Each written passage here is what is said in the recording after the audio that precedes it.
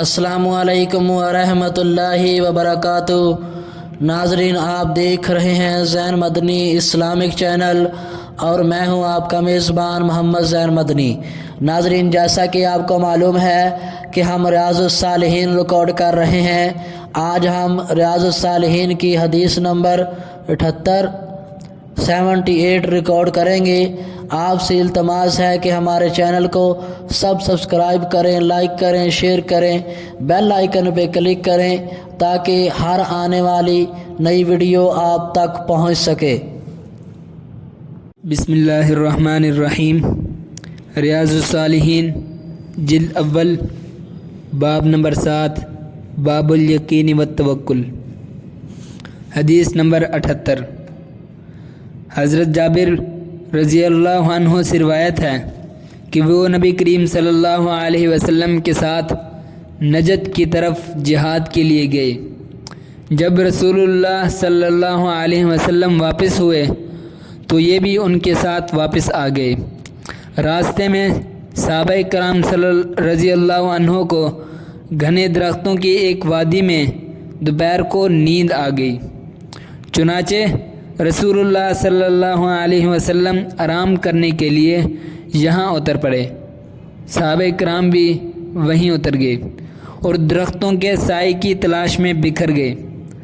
رسول اللہ صلی اللہ علیہ وسلم کیکر کے ایک درخت کے نیچے اتر گئے اور اس کے ساتھ اپنی تلوار لٹکا دی، اور ہم سب تھوڑی دیر کے لیے سو گئے۔ پھر اچانک ہم نے سنا کہ رسول اللہ صلی اللہ علیہ وسلم ہمیں بلا رہے ہیں۔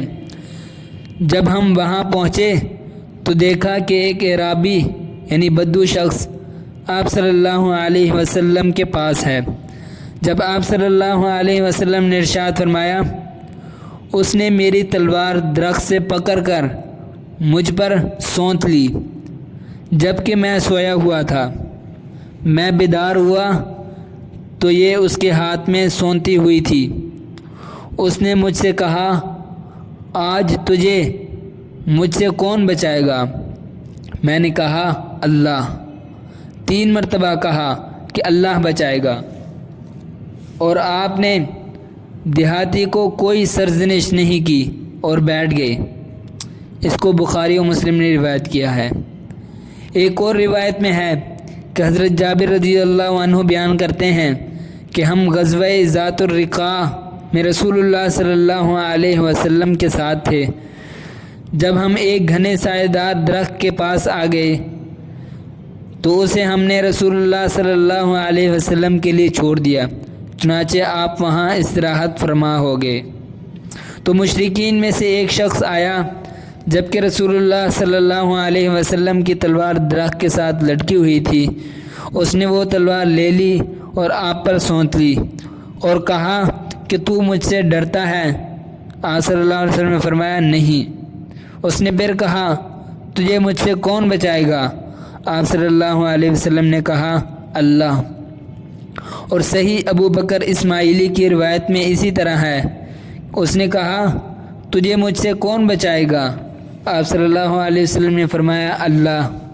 چنانچہ تلوار اس کے ہاتھ سے گر پڑی۔ اسے رسول اللہ صلی اللہ علیہ وسلم نے پکڑ لیا اور فرمایا، تو بتا، تجھے مجھ سے کون بچائے گا؟ اس نے کہا، آپ بہتر تلوار پکڑنے والے ہیں۔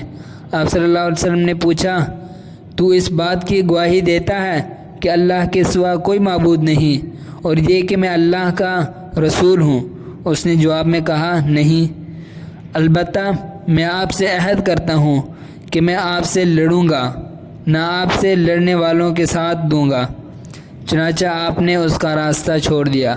وہ اپنے ساتھیوں کے پاس آیا اور کہا کہ میں ایسے شخص کے پاس آیا جو تمام لوگوں سے بہتر ہے۔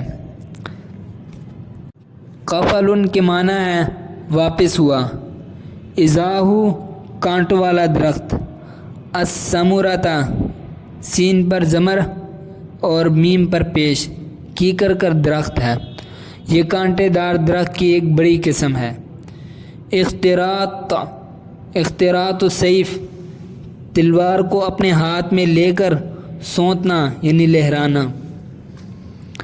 سلطن صاد پر زبر اور پیش کے ساتھ دونوں صحیح ہیں، معنی ہے مسلولن بمعنی مفعول یعنی سونتی ہوئی۔